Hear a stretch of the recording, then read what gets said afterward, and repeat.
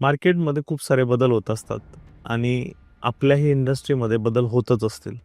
तर याच्यावरती आपला ब्रँड कसं काम करतो सर? खरं तर सांगायचं तर काय होतं ना, की बऱ्याचदा दर 3 वर्षांनी अशा काहीतरी नवीन गोष्टी येतात मार्केटमध्ये आणि काय होतं पाश्चिमात्य संस्कृती आपण हळू-हळू आपली नवीन पिढी ही आता म्हणजे घ्यायला लागली आहे. म्हणजे जसं की पिझ्झा, बर्गर किंवा सँडविच किंवा अशा काही बऱ्याच गोष्टी आहेत बरं का, की या लोकं बघायला लागलेत. पण त्यापेक्षा मला आणखीन एक सांगतो, की या सगळ्यासोबत लोकांना एक पारंपरिकता ही गोष्टसुद्धा आवडायला लागली आहे. लोकं परत जुन्या पद्धतीनं किंवा जुन्या सगळ्या गोष्टी परत-परत करायला लागले.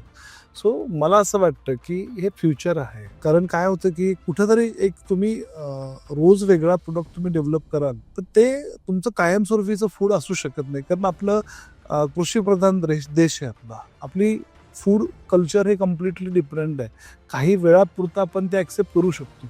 पण आपल्याला ती जी आपली जी परंपरा आहे, जे आपलं खाद्य आहे, हे परत आपल्याला कायमस्वरूपीसाठी ते असायलाच पाहिजे ते. त्यामुळे लोकं परत आता रिपीट जुनं ते सोनं, जुनं ते सोनं म्हणजे ज्यामध्ये तुम्ही वस्तू असतील, काही गोष्टी असतील, विषय असतील किंवा काही पदार्थ असतील, जुन्या पद्धतीने बनवलेले किंवा जुने पदार्थ हौसेनं घेतात, हौसेनं खातात.